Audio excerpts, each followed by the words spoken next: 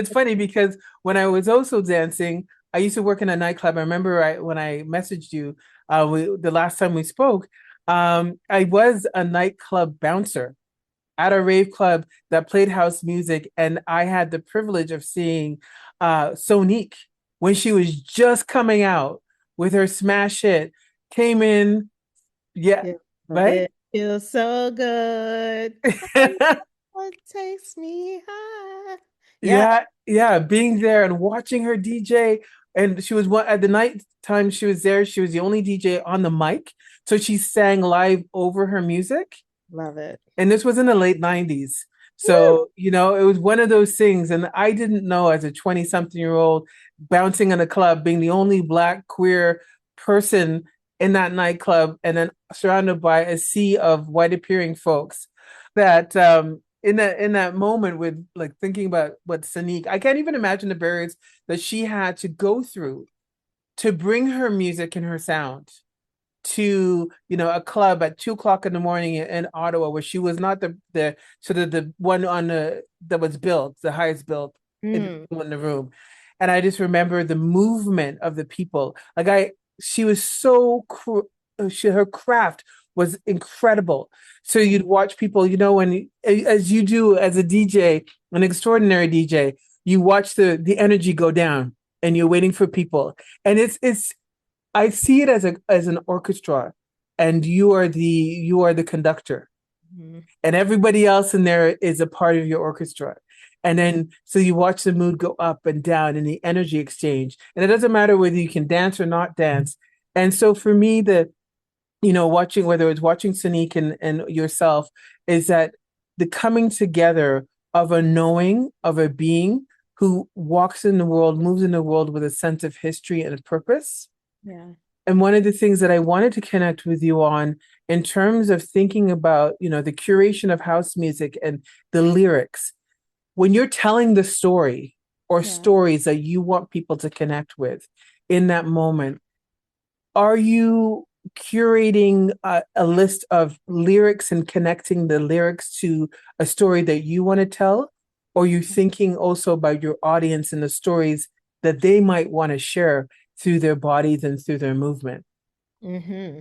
Well, I mean, I think of myself as the type of DJ that tells stories when they're playing, not just one continual story, right? So I might, start with one story and sort of conclude that story, a few tracks in, and it takes me to another place where I feel like, oh, there is another story here. So maybe it's like more like an anthology. It's a book of short stories. And I was listening to my set for book club radio, and sometimes I don't see that until I don't see it until I come back to hear it, right? Like I don't know that I'm doing it when I'm doing it, but when I listen to Okay. it, I'm like, oh yeah, there's so much meaning in that. When I said, I play like um a tribal version of Dindada, right? That leads into La India, love and happiness, river ocean, that leads into This is America. I was like, and really, I was saying at that point, like, America is indigenous, right? Yes. And so I wanted to connect that, for people in that moment. And people got really like they were, first of all, those beats are very tribal. And so I'm pounding you over the head with it. But then, I'm gonna bring in like, all of this sort of lyricism about, getting your money, black man, and and this is America, and don't be sleeping, don't get sleepy here, like Hmm. understand that, this indigenous place and us being so nice and giving and forgiving has gotten us to a place where people are comfortable disrespecting us. And like, the dance floor is a political place in a lot of ways. I want people to understand that.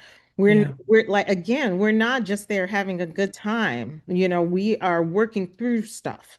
And so I would say that, I think about, things like, my Naked Kaleidoscope CD. Now that was a story about love. And that was a story about, like what it takes to sustain a relationship.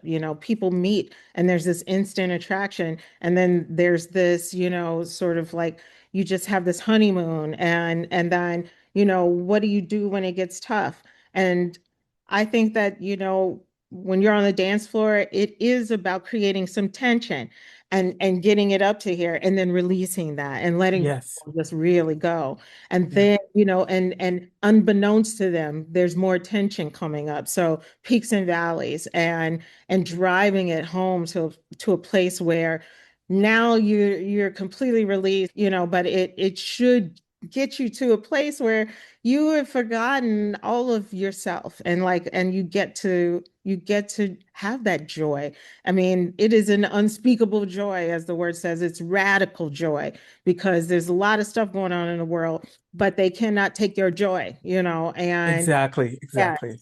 unless you give it to them. So there's a lot of stuff, you're trying to keep it structured but a little fluid at the same time. Um, yeah, you want people to feel rooted and knowing that if you can create a space of trust like this, where for 6 or 7 or 8 hours, y'all can all be in one place, no violence, no, you stepped on my foot, no, you banged into me. Everybody's just, moving. And even if you do bump somebody, everybody, both people be like, sorry, at the same Yeah. time, because there is it does give you hope for peace, right? You're like, yeah, we can do this, we can work together in so many other ways, but you have to be willing to come to the table as you are. So I hope that it sort of answers that. I just It That storytelling piece is huge. You have to have some sort of storytelling, and I think because house borrows from gospel. House borrows from soul music, rhythm and blues, disco, all of those black roots of music, and then creates its own stories about, the things that we deal with in a modern age in a modern way. I think that, it still is that sort of groundedness of pulling from the past, the memory work of, what we know, to create, our sense of being based on some real shared values and sort of a moral compass, right? That I don't want to say you have to be religious because I'm certainly not religious, but it is a spiritual experience.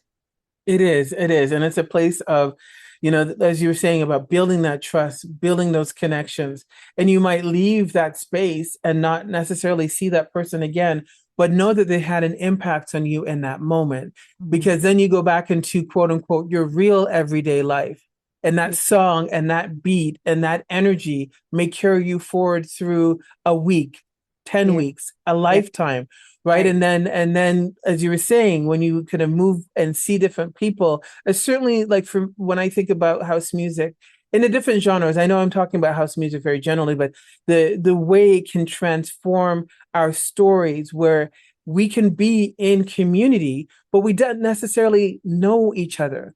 But there's Mhm. a camaraderie that happens when you're on that floor, right? Or when you're not even on the floor, you're in the line to try to get into the club, Okay, and for there's sure. right there's a sort of a singular purpose of connection, movement, expression. And I think that that has a story that we can all take away from, and lessons that we can all take away from in terms of movement building.